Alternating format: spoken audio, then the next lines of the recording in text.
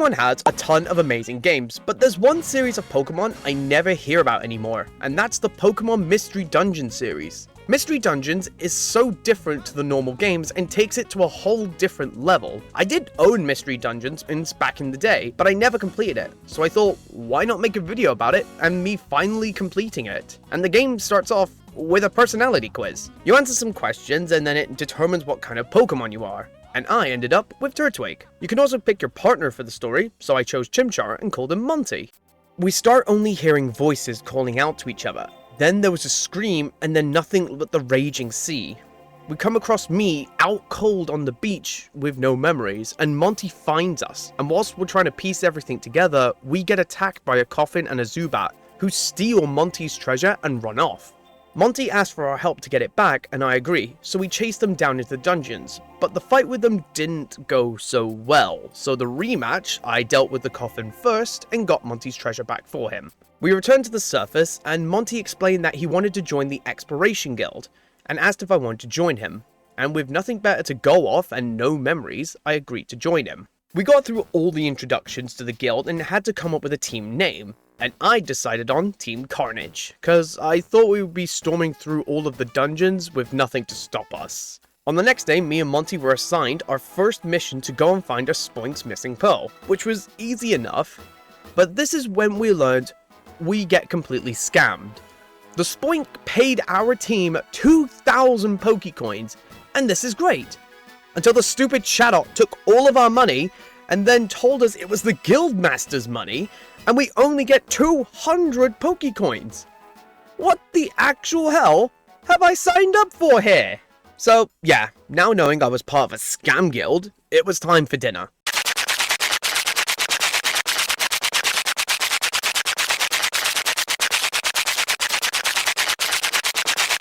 On the next day, we were given a tour around the marketplace and met a couple of brothers of Azuro and Meryl.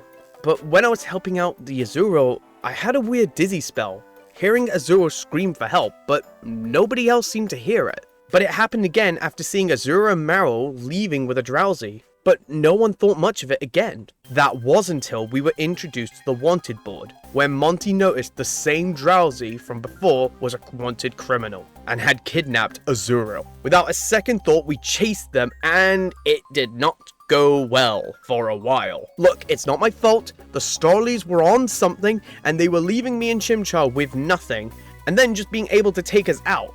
And I forgot to put all of my money in the bank. So we were now broke, had no items, whilst we were suffering our way to the bottom of the dungeon. But when we got there, we beat up Drowsy, saved the child, and got ripped off the job again. But that night, Monty started talking to me about why bad Pokemon had been appearing more and more, and this has something to do with these ancient artifacts called time gears, and how they help keep the balance of time. But if something was to happen to even one of them, then the world could be in grave danger.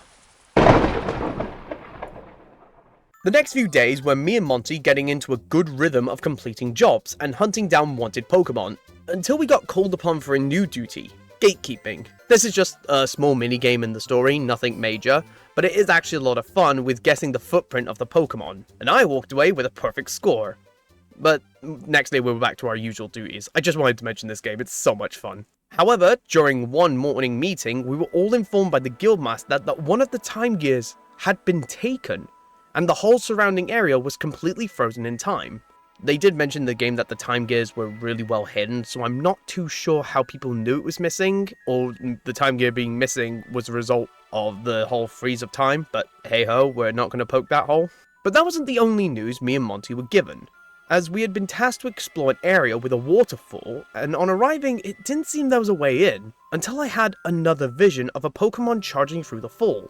We decided to give it a try, and on going through it, we found a whole new cave system, and at the end, there was a huge gemstone, which we tried to pull, but it triggered a trap, which caused the whole cave to flood and swept us away right into a hot spring. We reported what we found to Chatot, but the Pokemon's figure still bothered me, and soon realized it was Wigglytuff. Chatot soon confirmed this, and Wigglytuff said he had forgotten he already did that damn dungeon. With that stupid news now done, Monty realized something about my visions. It let me see Azurill that I could see in the future in trouble, and then in the past Wigglytuff exploring that dungeon. We realized my powers could let me see through time, but we didn't know how. But before we could even discover what was going on, Chow woke us up and took us to the Guildmaster, who explained that an expedition was soon to be planned and they were picking members. So we started completing jobs left, right and center to prove ourselves, until one roll call it was announced that a team called Team Skull, no, not them, but it may as well have been, were going to be staying with us. And that team contained Coffin and Zubat that stole from us earlier, and their team leader was a Stunk Tank. These Pokemon were out to cause issues, as the first night they stayed over they helped themselves to our food whilst we all slept. This caused me and Monty to be tasked to go and get more perfect apples for the Guildmaster, but Team Skull had already beaten us to it, ate and stole the apples, and since we failed, the punishment for us was not eating dinner. I mean, look at this! They are making us watch them eat! This is not a good working environment, people! We just had to keep powering through the next few days until it came where the expedition team was going to be announced. And it turned out everyone had been picked. So what was all that for? I don't know. So after some preparing, we left the base camp, and whilst going over the plan, Pokemon started talking about Uxie, a Pokemon that can have the power to wipe minds, which made me think Uxie could be how I lost my memories. But as we were heading in, Monty found a weird red keystone, and we decided to keep it for later. And it was needed sooner than expected because we ran into Corfish who showed us a statue of Groudon. And a bit of looking around, we found a small hole to place that odd gem. Placing that stone triggered something to which all the fog in the area had lifted and uncovered the place we were looking for, which was a floating island. But Team Skull revealed themselves to have been waiting for us, saying that they were going to take us out and steal the treasure. But all that interrupted by Wigglytuff chasing an apple and then sending our team to go and explore the island. We headed up to the island and suddenly started to hear roaring. Roaring that could be heard all the way down to the bottom, and it came out to be Groudon, who thought of us as attackers. We entered battle with it, and I just spammed Sleep Seeds and then beat it up in its sleep. Because I'm a Turtwig, that's a legendary, I'm going to be evil. However, it turned out the Groudon was just an illusion created by Uxie to protect itself and the time gear it was defending. We also asked Uxie if it had any idea about my missing memories, but Uxie didn't know anything. And since the guild had discovered the treasure, we went home. After returning home, everything was getting back to normal until Diglett let off an alert that there was a footprint he didn't recognize. And it turned out to be a famous explorer called Dusknoir, who doesn't have feet, so how would you even see it? Who had come to learn what he could about the expedition. But since the whole guild had promised Uxie we would keep it a secret, we just lied to him. But it wouldn't do much, as a few days later, Uxie was attacked and another time gear was stolen. But since we hadn't heard the news yet, we continued to do jobs and talk to Dusknoir about my visions, where he explained it was something called Dimensional Scream, where I can touch an object and I can see the past and the future. But an extra note is, when I told Dusknoir my name, he gave an off feeling. Almost like he knew me. With more understandings of my visions, we finally received news that the time gear theft had happened, and who had been doing it? A Pokemon called Grovyle. We all set out to track him down, but it didn't seem there was anything until I thought the time gears could be hidden. I thought there was more to the sandpits we had seen, so me and Monty dove in, and I found a whole new area underneath, which became my personal hell. I'll put my hands up and admit some of the deaths were on me, but the rest was utter BS. Especially when you walk in to a room like this. It's just a bunch of ground types. I'm just one grass type with a fire type partner. How the actual hell do they expect people to do this, let alone children, when you've got to deal with this sort of bullshit? We finally got through all of that and found a lake with a mysterious glow to it, and then a Pokemon called Mesprit revealed itself and attacked us, thinking we were the ones who attacked Uxie. But we defeated it in no time, and after calming it down, we explained we weren't the ones who attacked. That was until Grovyle came up behind us and knocked us all out and stole the time gear. We watched as the time gear gone, time itself started freezing, so we had to run for it. We now needed to make sure the time gear that was guarded by Azelf was protected, but we had no idea where it could be until Dustin Noir had a feeling it could be in a place called the Crystal Cove. I don't know why he had that feeling, but plot convenience, I guess. And using my vision ability on a gemstone from the cave, I saw Grovar with Azelf with it already defeated, so we had no time to waste. Getting into the Crystal Cave, we found giant crystals that needed to match the same color, so with a bit of work, we got it to open up secret doorways, taking us to the lake where we found Grovar, about to take the time stone. Lucky for us, Azelf had one final trick up its sleeve, covering the lake in crystals, stopping him in his tracks. We tried to capture him, but Grovar struck back, and as he was about to attack Monty, Dusk Noir stepped in to save him. But the way they acted with each other, it was like they knew each other, and Grovar managed to get away. After that encounter, Dusk Noir had us, the guild, and the whole town gather to explain the truth about this whole situation, and it came to light. He and Grovar were from the future, and that if Grovar was successful in taking the time gears, he would cause the whole world to freeze, making it so that the world would fall to darkness, and day never came, and the wind never blew. However, Dusk Noir had a plan. It was going to use the 3 Lake Guardians as bait to draw out Grovar, but he didn't want anyone else involved so that suspicion wasn't raised. All we could do was spread the rumor and hope the plan worked, and within a couple days we got word that Grovar had been captured by Dusk Noir and was going to take him back to the future. We were all saying our final goodbyes to Dusk Noir, and he called me and Monty forward. We said our goodbyes, until the dude pulled a reverse Uno card and yoinked us into the portal with him, hurling us into the future.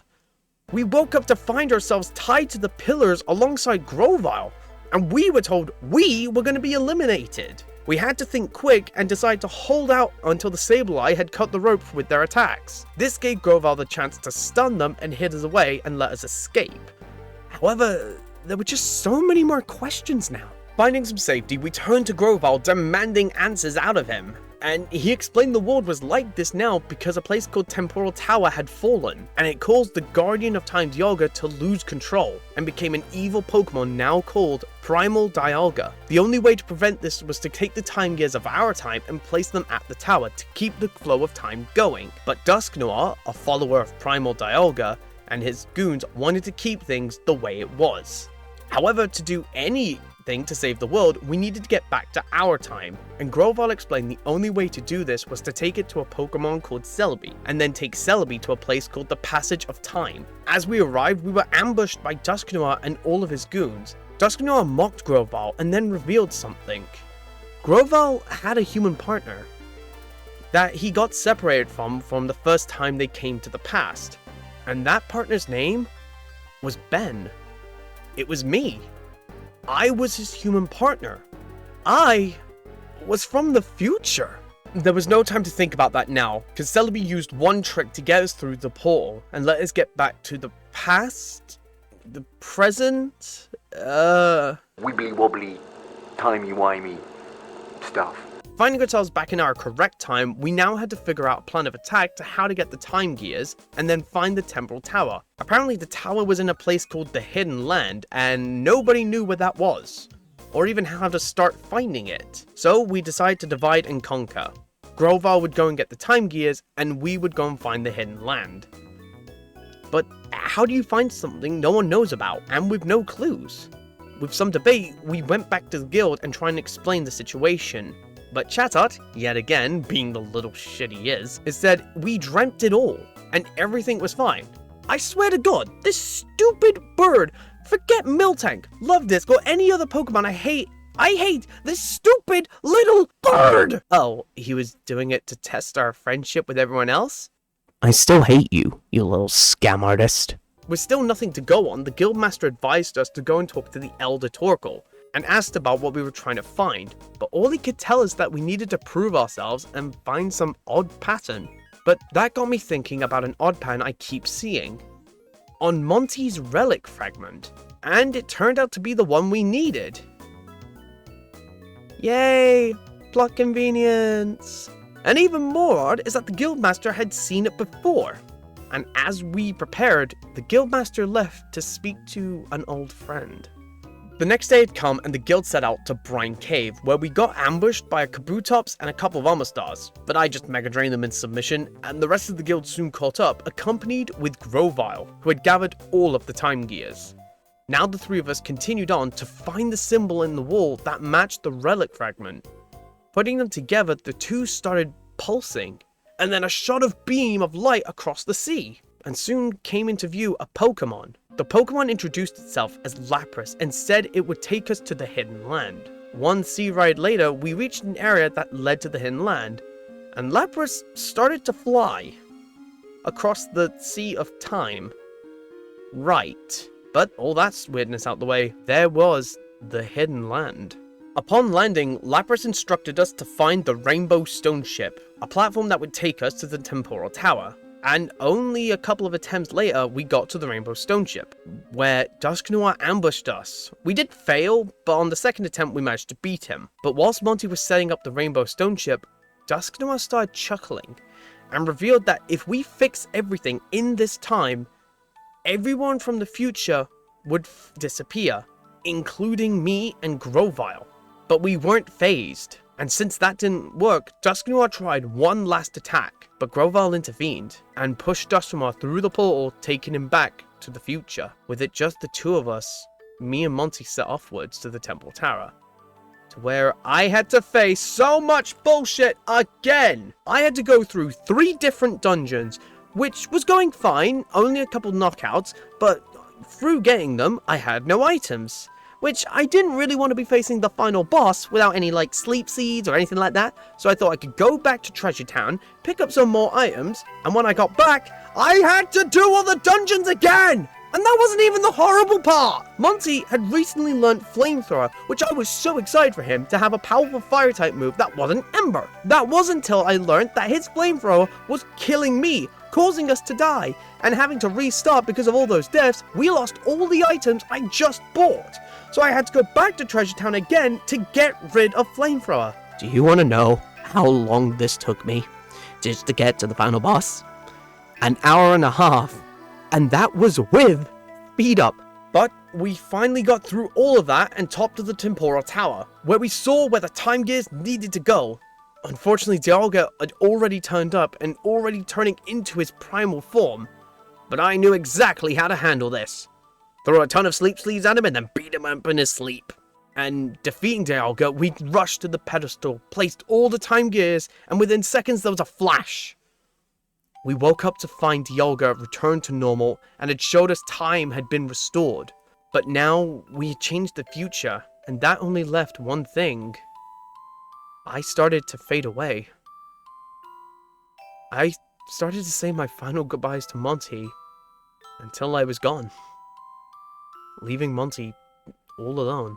Monty returned to the guild and told the story of our adventure to all of those who had listened. Months passed and he would still think about our adventures, the challenges we faced, the amazing locations we discovered together, and all of the Pokemon we met and befriended along the way. Monty wished I was back and we could keep going on these adventures. And I guess Dialga heard that wish. So, using his powers, I was back, and our adventure together could continue.